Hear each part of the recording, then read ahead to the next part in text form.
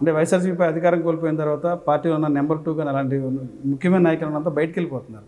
గతంలో పదవులు అనుభవించారు. గతంలో అధికారంలో ఉన్నప్పుడు దేవుడు అన్నారు. జగన్మోహన్ రెడ్డిని చాలా పొగినటువంటి నాయకులు ఈ రోజున దేవుడిని జగన్మోహన్ రెడ్డిని ఒక రాక్షసులాగా పోలుస్తున్నారు.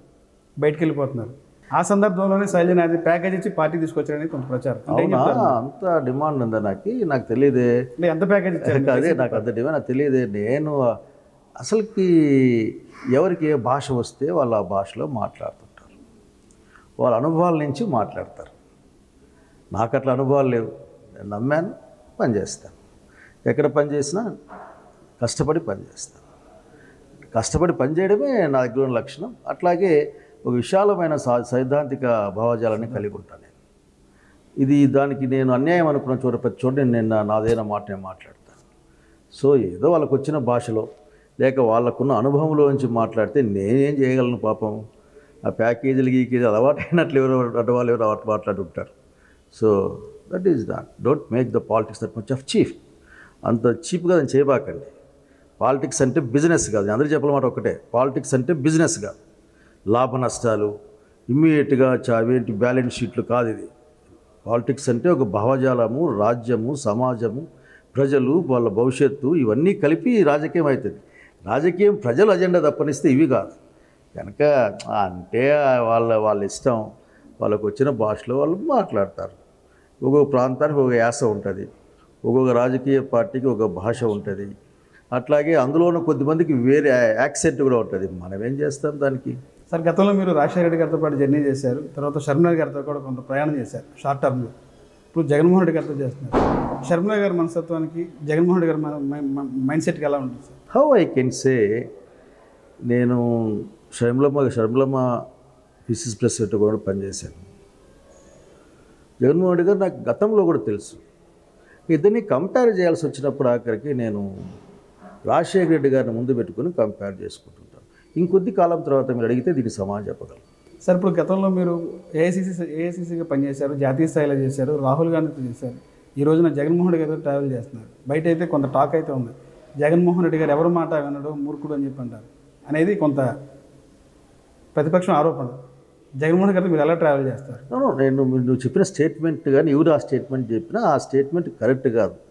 నేను దాన్ని ఖండిస్తూ ఉన్నా. నేను దగ్గరగా తెలుసు నాకు. ఇప్పుడు ఈరోజు అయినా ముఖ్యమంత్రిగానో లేక ప్రతిపక్ష నాయకుడిగానో లేకపోతే అట్లా కాదు. నాకు జగన్మోహన్ రెడ్డి గారు నాకు ఎంపీగానే తెలుసు నాకు ఆఖరి.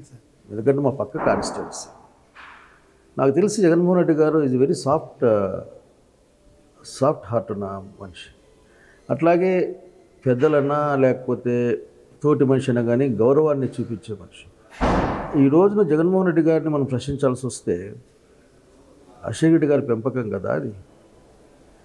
జగన్మోహన్ రెడ్డి గారు నాకు అటువంటి నాకేం కనపడలేదు. నాకు ఈ 10 సంవత్సరాల క్రితం ఏ విధంగా నేను జగన్మోహన్ రెడ్డి గారు ఫ్రీగా కూర్చోగలిగాను, ఈరోజు అంతే ఫ్రీగా కూర్చొని మాడగలుగుతా ఉన్నాను. సో అవన్నీ అబద్ధాలు, అవన్నీ చెప్పే మాటలు. అంటే ఒక వ్యక్తి ఒక ఉదాహరణకి నాకు ఒక మాట చెప్పారు. జగన్మోహన్ రెడ్డి గారు ప్రెస్ మీట్ పెట్టాలంటే అన్నీ సత్యాలు అయి ఉండాలి, ఆ సత్యాలకు సాక్ష్యం ఉండాలి, ఉంటేనే మాట్లాడతాం. అది స్టబెండ్ అంటే మనం ఏం చేస్తాం, అది అతనికి నిబద్ధత. అంటే సత్యం పట్ల జగన్మోహన్ రెడ్డి గారికి నిబద్ధత. వాస్తవం అయితేనే, సాక్ష్యం ఉంటేనే మాట్లాడతాను అని చెప్పడం చాలా పెద్ద విషయం అది.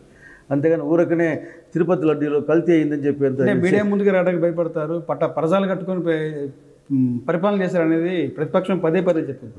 దాన్ని ఏమంటారు? మీరు గత 5 ఏళ్ళు ఎప్పుడన్నా జగన్మోహన్ రెడ్డి గారు పరదాలు కట్టుకొని ప్రజల్లో కలిసి ఎప్పుడన్నా చూశారు?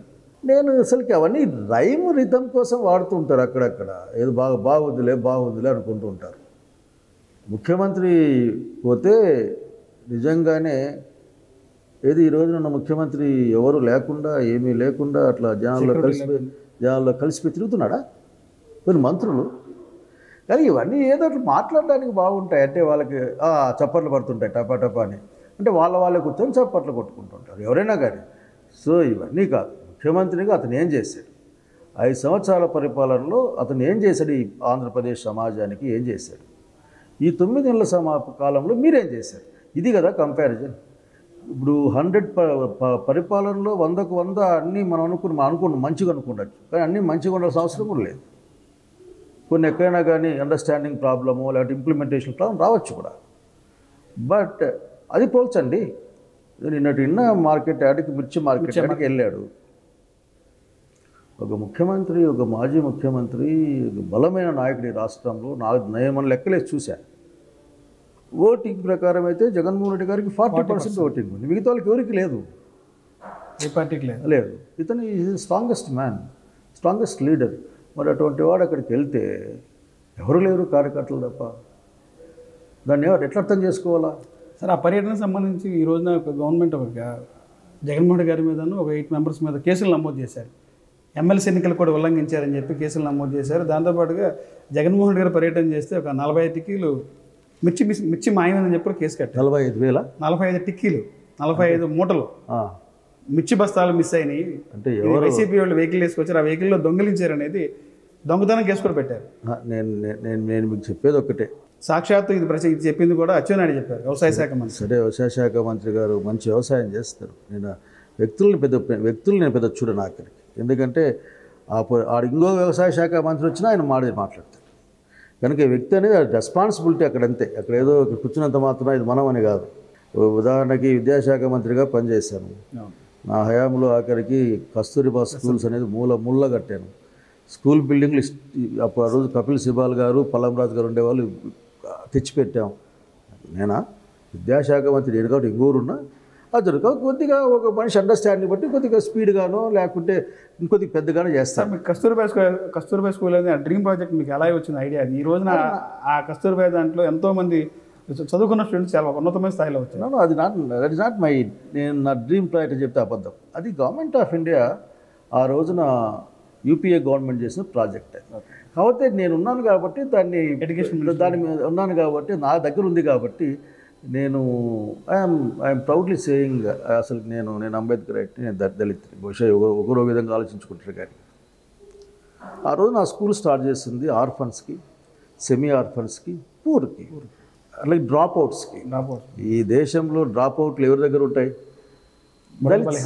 దళిత్స్ ఆర్ బీసీ బీదలో ఉన్న బీసీ క్యాస్ట్లో ఉన్న వాళ్ళు, అట్లాగే ఫార్వర్డ్ క్యాస్ట్లో ఉన్న పేదలు, వీళ్ళు ఎక్కువ ఉంటారు. ఎక్కువ no doubt in that government సిస్టంలో వాళ్ళే ఎక్కువ ఉంటారు.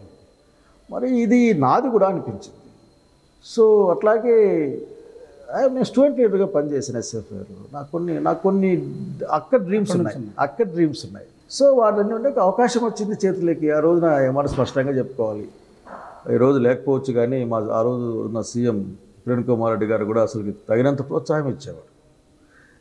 చేశాం. ఇప్పుడు నాకు సంతోషంగా ఉంటుంది చూస్తుంటే వాటిని.